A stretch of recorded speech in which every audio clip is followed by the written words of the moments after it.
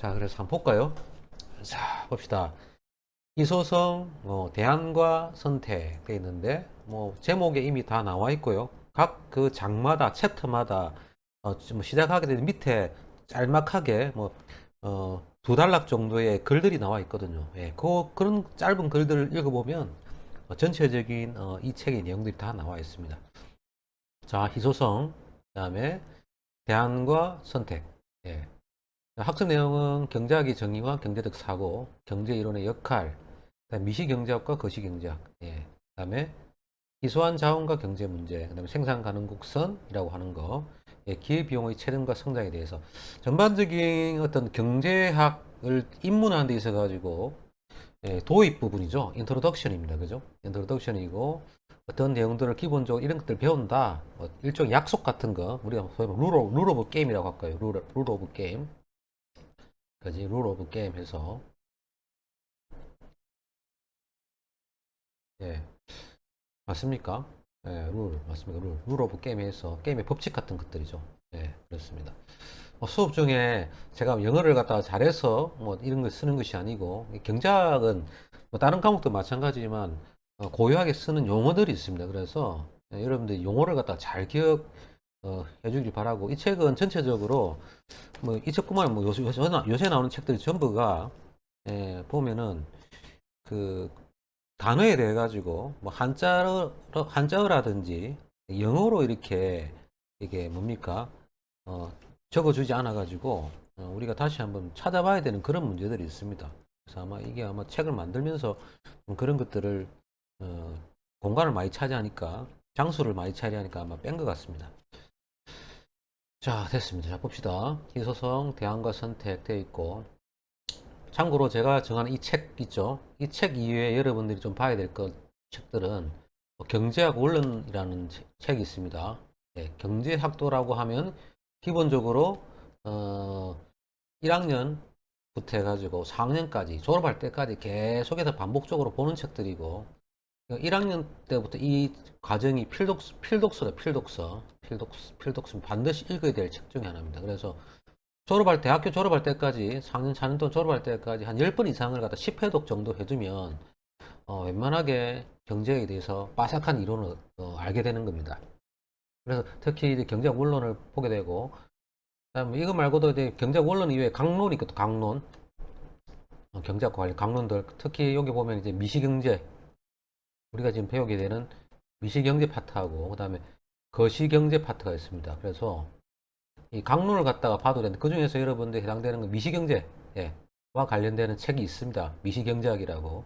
예, 이걸 봐도 좋고 경제학 원론에 가면 경제학 원론의 안에서 또 미시경제 파트가 있거든요. 그걸 봐도 좋고 그렇습니다. 자, 아무튼 간에 우리가 이걸 배우는데 자 봅시다.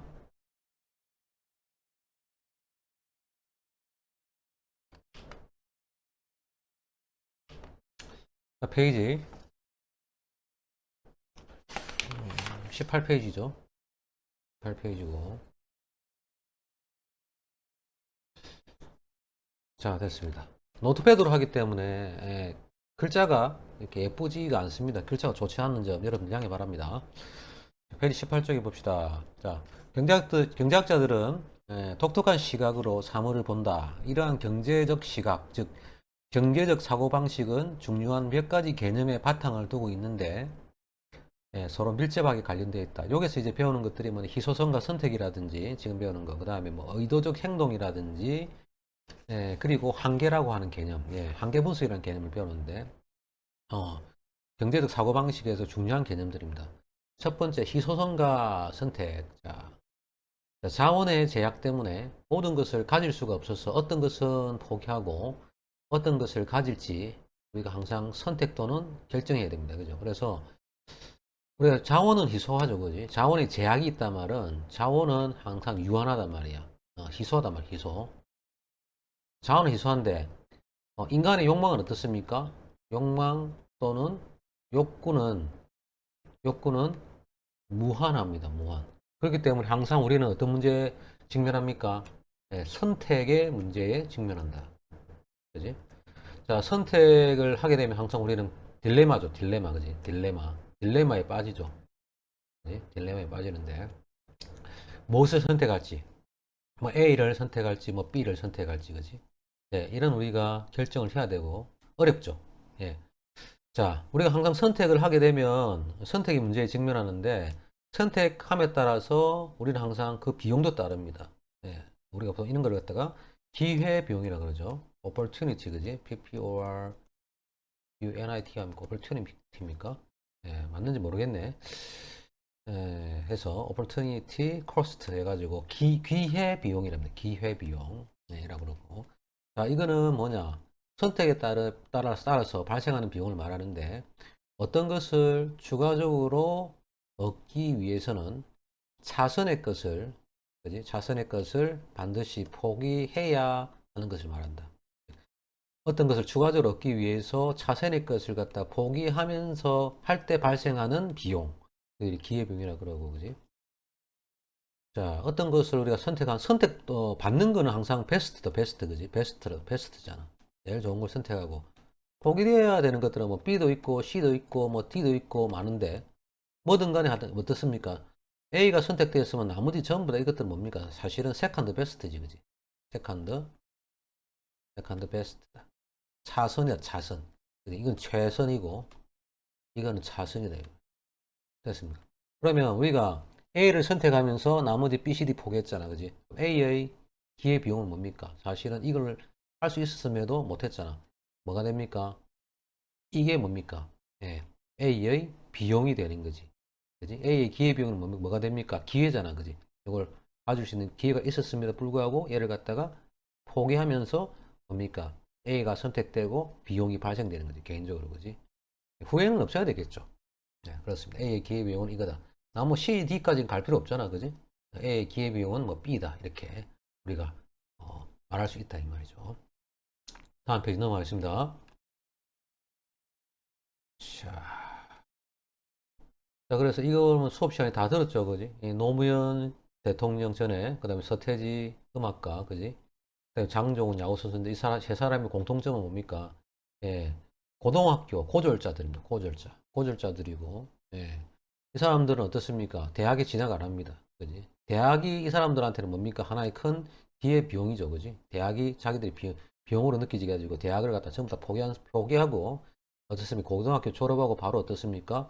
변호사 시험 준비해 가지고 노무현 전 대통령은 변호사 시험을 준비하죠. 그지? 창업고등학교 나와가지고, 그지? 서태지는 고등학교 졸업하고 바로 뭡니까? 음악에 몰두하죠. 그지? 그리고 장종훈 씨는 어떻습니까? 고등학교 졸업하자마자 프로야구로 바로 들어가죠. 대학교 야구로 가는 것이 아니고, 그지? 예. 이 사람들한테 전부 다 대학 가는 것은 자기한테 사치다, 사치. 일종의 사치고, 예, 큰 어떤 비용이단 말이에요. 그지? 됐습니까? 아, 결국 이 사람들 결국 성공하죠. 그죠? 예, 예, 성공을 합니다. 예, 그래서, 따라서 우리가 항상 어떤 경제 활동에서 항상 선택에 이제 우리가 기로에 서게 되고, 예, 선택을 하게 되면 반드시 포기도 있다는 거죠. 그지? 예. 이처럼 기회비용이라고 하는 것은 어떤 개인들이 선택할 때 대단히 중요하게 작용하죠. 그래서 우리 여러분들은 어떤 걸 선택할 때 기회비용 잘 따져야 됩니다. 예, 그걸 버릴지 말아야 될지, 버리는 것이 득이 되는지, 가지는 것이 득이 되는지, 그지? 선택하는 것이 득이 되는지 잘 따져줘야 됩니다. 그죠? 그래서 우리가 경제학을 뭐라 그럽니까? 선택의 학문이라고 한다. 경제학을 잘 선택할 수 있도록 도와주는 선택의 학문이다. 네, 이런 말을 하죠. 됐습니까? 자, 수업 시간에 조금 다르죠, 그죠, 여러분들? 음, 강의할 때마다 다릅니다. 예, 생각 안 났던 것들이 또 생각나고, 수업하다 보면 또 어떻습니까? 흥분해가지고, 그죠? 어, 차분하게 생각해야 되는데 또 지나가 버리고, 뭐, 그렇습니다. 자, 그 다음에 우리가 알아야 될 사고방식 중에서 의도적 행동이라고 하는 이런 개념. 자, 의도적 행동은 어떤 거냐? 이런 거죠. 의도적 행동은 어떤 결과를 기대하면서 행동하는 거. 그죠? 항상 완벽한 것을 갖다 의사결정을 한다는 뜻은 아닙니다. 그지? 네, 때로는 뭡니까? 불충분한 어떤 결정도 합니다만, 의도적 행동 중요한 것은 어떤 결과를 기대하면서 행동하는 거죠. expectation 한 거죠. expectation. 예? PCT지. 뭐 단어가 생각 안 납니다. 예, 기대. 미래를 장래를 갖다 전망 또는 기대를 가지고 어떻습니까? 행동한다는 거죠. 자, 그랬을 때 우리는 이 사람들은 궁극적으로 어떤 걸 추구합니까? 합리적인 어떤 사익을 갖다가 의도적으로 추구합니다. 그지? 의도적으로 그냥 계획해가지고 움직이지만은 어떤 목적 없이 움직이지 않죠. 합리적 사익을 갖다가 추구하지 어떤 비합리적 사익을 갖다가 추구하지는 않고. 여기서 합리적이라는 뜻은 잘 알지만은 어떤 이성적인 거잖아, 그지? 맞지? 합리적 사익, 그지? 이걸 의도적으로 추구하는데 이 사익은 어떤 거냐? 동기가 무엇이든 간에 어떤 동기든 간에 개인적 만족을 갖다가 높이는 행동, 개인적 만족이죠. 그지? 어떤 개인적 효능이라든지 개인적 효용을 갖다가 또 유틸리티라 그러는데 우리가 보통 이걸 갖다가 증대시키는 행동이죠. 그래서 사익 추구 자체는 나쁘지가 않는 겁니다. 그지? 근데 무엇이든 간에 개인적 만족을 높이는 것이고 다른 사람들한테 어떤 비합리적 행동을 인해 가지고 다른 사람들한테 나쁜 영향을 끼치지 않아야 되겠죠. 자, 그 다음에 경제학은 한계 분석을 갖다가 주로 한다 할 때 한계면은 뭐 비았다시피 리미트잖아, 그지? 리미트 뭐 극한 뭐 이런 건데, 그지? 뭐 1에서 2로 변할 때, 2에서 3으로 변할 때, 그지? 이게 변할 때 이것이 증분, 추가된 거, 그지? 여분 또는 변화된 것을 말하고, 그지? 주로 우리가 수학에서는 델타 삼각형 요걸 표시하잖아. 증분, 그지? 증분 또는 델타라고 얘기하죠. 됐습니다. 그래서 가격이 예를 들어서 1원에서 2원으로 증가됐을 때 가격의 증분은 얼마다? 1원이 되는 거지. 1원이고 어떤 재화의 생산량이 어떤 물건의 생산량이 100개에서 예를 들어서 400개로 증가됐다. 그러면 증분을 어떻습니까? 델타 Q는 얼마야? 300이 되는 거지. 자, 이런 것들 보는 거고. 또는 어떻습니까? 우리 뭐 킬로그램당 예를 들어서 가격이 얼마냐? 그지? 프라이스. 그지? 됐습니까? 개당 한 개당 가격이 얼마냐? 이런 거 있잖아. 이런 것들이죠. 아무튼 간에 한 개는 추가된 것 또는 여분의 것 또는 변화된 것을 말한다. 그지? 자, 선택에 따른 한계적 비용과 편익을 비교한다. 우리가 어떤 선택을 할 때는 항상 단순하게 선택을 하는 것이 아니고 어떤 개인의 어떤 사익을 추구를 하는데 이 사익을 추구를 할 때도 어떤 것은 선택되고 어떤 것은 버려지잖아. 그지? 즉, 그럴 때 좀 더 엄밀하게 말하면 어떻습니까? 한계적 비용과 편익을 비교합니다. 그래서 마진을, 이런 한계적 비용을 일반적으로 마진을 코스트라 그러고, 자, 그 다음에 한계적 마진을 베니핏이라고, 베니핏. 줄여가지고 한계적 비용을 갖다가 MC, 한계적 편익을 갖다가 MB 라고 합니다. 그래서 한계적 편익과 비용을 비교해서 만약에 한계 비용이 적이라는 말 갖다 보통 이렇게 생략하기도 합니다. 한계 비용이 한계 편익보다 크면 우리는 선택하지 않죠. 그지? 선택하지 않고. 반대로 한계 편익이 한계 비용보다 크면 우리는 선택하죠. 자, 우리가 그러면은 언제 선택을 딱 멈춥니까? 더 이상 한계 편익과 한계 비용이 같을 때는 이제 더 이상 뭐 선택 여지가 없이 균형을 갖는다 이 말이지. 됐습니까? 자, 학교 강의실에서 이렇게 수업할 때는 이 뭐라고 해야 됩니까? 아직까지 그 교탁 앞에 있는 그 자체가 이 우리가 패드 같은 거 있잖아요. 이렇게 적을 수 있는 게 좀 상당히 불편하게 있어가지고 글자들을 참 적기 어렵습니다. 그죠? 양이 학교에서 어떤 그런 전산 시스템, 그죠? 강의 시스템을 마련하면 이런 것까지 다 고려하면 좋겠죠. 그죠? 뭐 이제는 화이트보드 같은 거 쓰지 않고 그래서 전자칠판 같은 걸 사용하긴 합니다만은 죄송합니다. 자, 됐습니다. 다음 거요. 자, 계속해서 보도록 하겠습니다. 자, 터미널에서 줄서기. 자, 이것도 뭐 수업 시간에 설명했던 부분인데, 우리가 그 터미널에서 줄 서는 것도 사실은 한계표니까 한계 비용을 고려합니다. 그지? 예를 들어서, 그랬죠, 그지? 터미널에서 개찰구가 되게 표를 갖다 끊는데 세 군데면, 그지? A, B, C 있으면 여기 사람이 표를 갖다가 받고 팔잖아, 그지? 그러니까 표를 받고 팝니다. 그림 좀 이상한데, 여기 표 주고 받는 데잖아. 여기 사람이 줄 서 있다, 그지? 여기 사람이 줄 서 있고, 그지? 여기도 사람이 줄 서 있고, 그지? 그럼 어떡합니까? 누구나 다 이게 뭡니까? 빨리 표를 끊고 싶을 거 아니겠습니까? 그지? 자, 그런데 여기서 이렇게 짧은 줄로 옮길 때 사람들이 그냥 옮기는 것이 아니라 다 머릿속에 생각을 한다는 거죠. 그지? 예, 분명히 요래 가면 옮기면 시간 절약되지. 그게 일종의 뭡니까? 한계 편익이죠. 한계 편익. 그지? 줄을 갖다가 긴 줄에서 짧은 줄 옮길 때 편익. 시간 전략이 한계 편익이지만 분명히 옮길 때마다 어떤 비용도 발생한다. 한계 비용이 발생한다라고 하는 거죠. 그지? 그게 뭐냐?